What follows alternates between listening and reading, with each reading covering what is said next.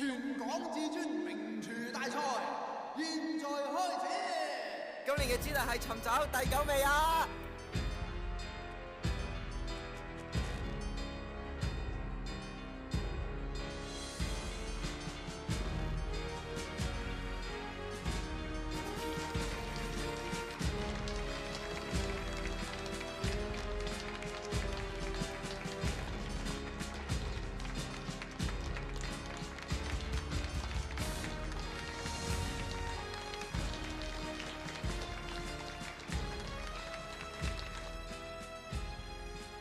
有請我哋今晚嘅評判 Sexon。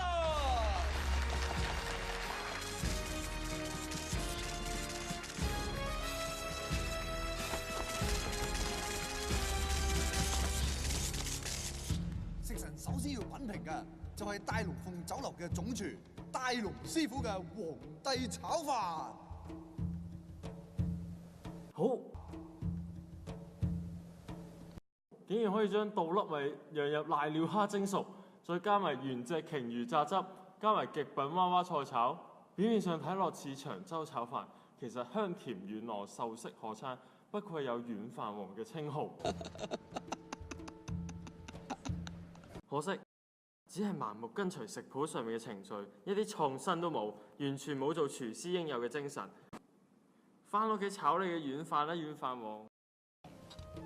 0分啊！跟住落嚟要試嘅就係永源飯店徐三師傅感受多嚿魚。哇！竟然用到濕雲魚、大頭蝦、長腳蟹、殺人旗、扯尾貓嚟重新組成一件新嘅藝術品，仲要一邊蒸一邊炸，每款食材2種食法，總共9種唔同味道。呢件藝術品真係好似俾人淋咗鹽水咁，睇到都想嘔。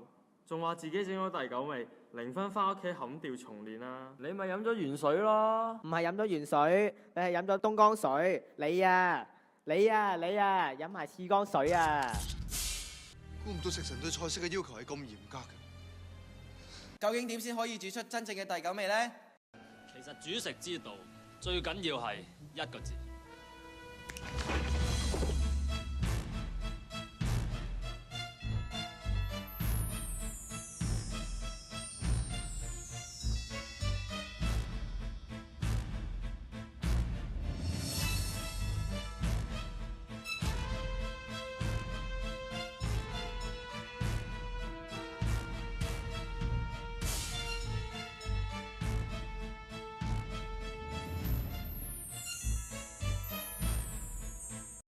想知就參加我哋個 camp 啦！